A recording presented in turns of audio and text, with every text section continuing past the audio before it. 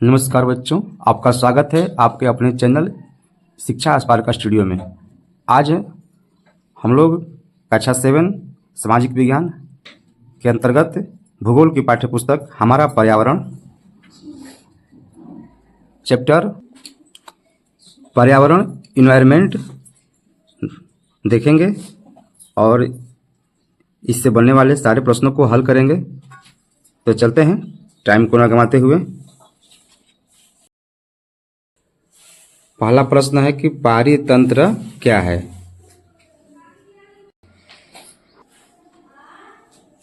देखिए, यह पारितंत्र है। जिससे इसमें देखिए नदी है, वो पेड़ पौधे हैं, एक ताल बना हुआ है जहाँ पर देखिए हरिण है, गाय है, सब ये पारितंत्र है। इससे हम लोग पारितंत्र कहेंगे।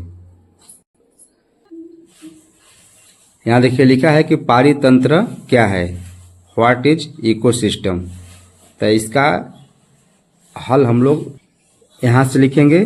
सभी पेड़ पौधे, जीव जंतु एवं मानव अपने आसपास के पर्यावरण पर आश्रित होते हैं। प्राय वो एक दूसरे पर भी आश्रित हैं। जीवधारियों का आपसी एवं अपने आसपास के पर्यावरण के बीच का संबंध ही पारितंत्र का निर्माण करता है। अधिक वर्षा वाले वन, घास स्थल, रेगिस्तान, पर्वत, झील, नदी, महासागर एवं छोटे से ताल का भी एक पारितंत्र हो सकता है। देखिए यहाँ से और यहाँ तक हम लोग लिख लेंगे, ठीक है। देखिए प्रश्न नंबर ख है कि प्राकृतिक पर्यावरण से आप क्या समझते हैं, और यहाँ से लिखेंगे उसका आंसर। प्राकृतिक पर्यावरण में पृथ्वी पर पाई जाने वाली जीवीय और अजीवीय दोनों परिस्थितियां सम्मिलित हैं। फिर यहाँ से लिखेंगे भूमि, जल, वायु, पेड़ पौधे एवं जीव जंतु मिलकर प्राकृतिक पर्यावरण बनाते हैं। देखिए यहाँ से इतना लिख लेंगे, ये वाला लिख लेंगे हम लोग, इतना हो गया। चलते हैं अगले प्रश्न पर। चलिए प्रश्न नंबर ग है, पर्यावरण के प्रमुख घटक कौन कौन से हैं। देखिए पर्यावरण के प्रमुख घटक, देखिए प्राकृतिक पर्यावरण, मानव निर्मित पर्यावरण और मानव पर्यावरण। प्राकृतिक पर्यावरण में देखिए जल, वायु, स्थल, सजीव यानी कि जैव मंडल। मानव निर्मित पर्यावरण में इमारत, पार्क, पुल, सड़क और स्मारक, उद्योग। मानव पर्यावरण जो है व्यक्ति एक हो गया, परिवार हो गया, समुदाय हो गया, धर्म हो गया, शैक्षणिक हो गया, आर्थिक हो गया, राजनीतिक स्थिति हो गया। तो इसको हम लोग ऐसे लिख लेंगे, इसको हम लोग ऐसे लिख देंगे। पर्यावरण के प्रमुख घटक कौन कौन से हैं, तो प्राकृतिक घटक हो गया वायु, जल, स्थल, जैव। और मानव निर्मित घटक हो गया मकान, सड़क, पुल और पार्क। और खुद मानव में मानव है तो धर्म, परिवार, समुदाय, एक व्यक्ति। इसको ऐसे लिख लेंगे। चलते हैं अगले प्रश्न पर। यह प्रश्न नंबर घ है, मानव निर्मित पर्यावरण के 4 उदाहरण दीजिए। तो इसका हल ऐसे लिखेंगे। देखिए मानव निर्मित है तो यहाँ पर इमारत, पार्क, पुल, सड़क, स्मारक और उद्योग, इसको लिख लेंगे। और नहीं तो ऐसे लिखेंगे मानव निर्मित पर्यावरण के उदाहरण इमारतें हो गई, पार्क, सड़क और उद्योग। चलते हैं अगले प्रश्न पर। अगला प्रश्न च है कि स्थल मंडल क्या है। देखिए यहां से लिखेंगे कि पृथ्वी की ठोस प्रॉपर्टी या कठोर ऊपरी परत को स्थल मंडल कहते हैं। यह चट्टानों एवं खनिजों से बना होता है, मिट्टी की पतली परत से ढका होता है। यह पहाड़, पठार, मैदान, घाटी हो सकता है, ठीक है। चलते हैं अगले प्रश्न पर। अगला प्रश्न 6 है, जीवीय पर्यावरण के 2 प्रमुख घटक क्या हैं। देखिए यहाँ पर लिखा है कि जीवीय और अजीवीय, तो हमको लिखना है जीवीय तो सभी सजीव प्राणियों के संसार जैसे पादप एवं जंतु, इसको हम लोग ऐसे लिखेंगे। जीवीय पर्यावरण के घटक पेड़ पौधे, पशु और पक्षी।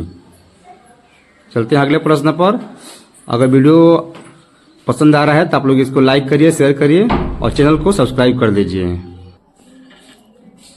अगला प्रश्न है, जैवमंडल क्या है? जैवमंडल क्या है? देखिए इसको ऐसे लिखे, यहाँ लिखा हुआ है कि पादप एवं जीव जंतु, पादप एवं जीव जंतु मिलकर जैवमंडल या सजीव संसार का निर्माण करते हैं। यह पृथ्वी पर वह संकीर्ण क्षेत्र है जहाँ पर स्थल, जल एवं वायु मिलकर जीवन को संभव बनाते हैं। उसे हम लोग क्या कहते हैं? जैवमंडल। देखिए यहाँ पर वायुमंडल हो गया, जलमंडल हो गया और स्थल मंडल हो गया। इन तीनों के जो मिश्रण हो रहा है, जहाँ मिल रहे हैं, यहाँ पर जल भी है, वायु भी है और स्थल भी है, उसे बोलते हैं हम लोग जैवमंडल। तो रहिए, वीडियो को लाइक कर दीजिए। और देखिए प्रश्न है, सही जो उत्तर होगा उस पर चिन्ह लगाना है। इनमें से कौन सा प्राकृतिक परितंत्र नहीं है? ये ध्यान देना है यहाँ पर कि है कि नहीं है।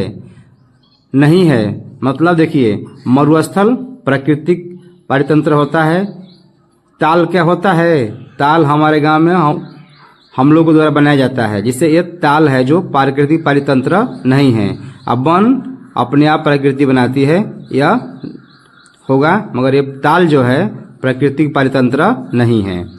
चलते हैं, नेक्स्ट प्रश्न है, इनमें से कौन सा मानवीय पर्यावरण का घटक नहीं है? देखिए सारे प्रश्न यहाँ मिल रहे हैं जो घटक नहीं है। नहीं है मतलब जो ऐसा वस्तु जो मनुष्य नहीं बनाया। देखिए पहला है स्थल। स्थल मनुष्य बनाएगा? नहीं, तो यही सही आंसर होगा। धर्म मनुष्य के द्वारा बनता है, समुदाय मनुष्य के द्वारा बनता है, मगर हमारा सही आंसर होगा स्थल।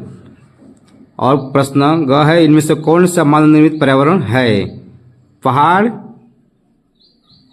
नहीं, समुद्र भी नहीं, सड़क, हाँ सड़क मनुष्य बना सकता है, ठीक है, ये तो मानव निर्मित पर्यावरण है। चले इनमें से कौन सा पर्यावरण के लिए खतरा है? खतरा देखिए, पर्यावरण को खतरा कौन पहुंचा सकता है? पादप वृद्धि, अगर पेड़ पौधे बढ़ेंगे तो खतरा रहेगा? नहीं। जनसंख्या वृद्धि, देखिए ये एकदम सही आंसर है इसका।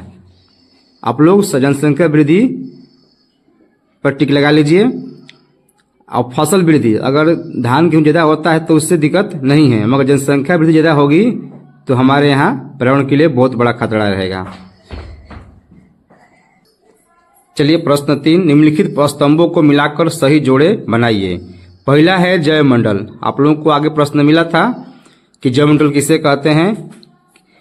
तो वह स्थान जहाँ पर जल, वायु और स्थल मिश्रण हो उसे जैवमंडल बोलते हैं। तो देखिए हम लोग का यह यहाँ पर मिल रहा है। वह संकीर्ण क्षेत्र जहाँ स्थल, जल एवं वायु पारस्परिक क्रिया करते हैं, जहाँ पर तीनों का मिश्रण हो उसे बोलते हैं जैवमंडल। और दूसरा ख है वायुमंडल। वायुमंडल पृथ्वी को घेरने वाली वायु की चादर, इसको यहाँ से मिलाएंगे एक से। जलमंडल को जलीय क्षेत्र से मिलाएंगे। पर्यावरण क्या है? हमारे आसपास का जो क्षेत्र है वो पर्यावरण है, ठीक है। चलते हैं अगले प्रश्न पर। वीडियो को लाइक कर दीजिए और कमेंट में बताइए कि आपको वीडियो कैसा लगा और अपने दोस्तों को, साथियों को शेयर कर दीजिए। देखिए अगला प्रश्न है कि मानव अपने पर्यावरण में परिवर्तन करता है, कारण बताइए। ठीक है, तो वीडियो को लाइक नहीं किए हैं तो लाइक कर दीजिए।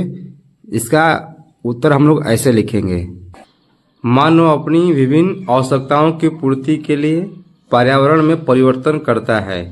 एक नंबर उदाहरण के लिए वो भूमि प्राप्त करने हेतु वन साफ करता है ताकि वहाँ खेती कर सके, वो बस्तियाँ बसा सके। लिखेंगे 2 नंबर पर, वह खनन द्वारा विभिन्न खनिज प्राप्त करता है जिनसे वह कई प्रकार की वस्तुएं बनाता है। लिखेंगे 3 नंबर पे, वह बिजली उत्पादन हेतु बांध बनाता है। तो इसको हम लोग यहाँ से ऐसे और यहाँ से ऐसे लिख लेंगे हम लोग। ठीक है, चलते हैं अगले प्रश्न पर। देखिए अगला प्रश्न है, पौधे एवं जीव जंतु एक दूसरे पर आश्रित हैं, कारण बताइए। चलिए इसको ऐसे लिखेंगे हम लोग। देखिए लिखेंगे कि शाकाहारी एवं मांसाहारी जानवर परोक्ष या अपरोक्ष रूप से भोजन के लिए पेड़ पौधों पर आश्रित हैं। पेड़ जानवरों को सांस लेने के लिए ऑक्सीजन प्रदान करते हैं, अपितु जानवरों के लिए ही नहीं मनुष्य के लिए भी। वही दूसरी ओर जानवर कार्बन डाइऑक्साइड प्रदान करते हैं, जिनसे द्वारा पेड़ अपना भोजन तैयार करते हैं। तो ये वीडियो पूरा हुआ।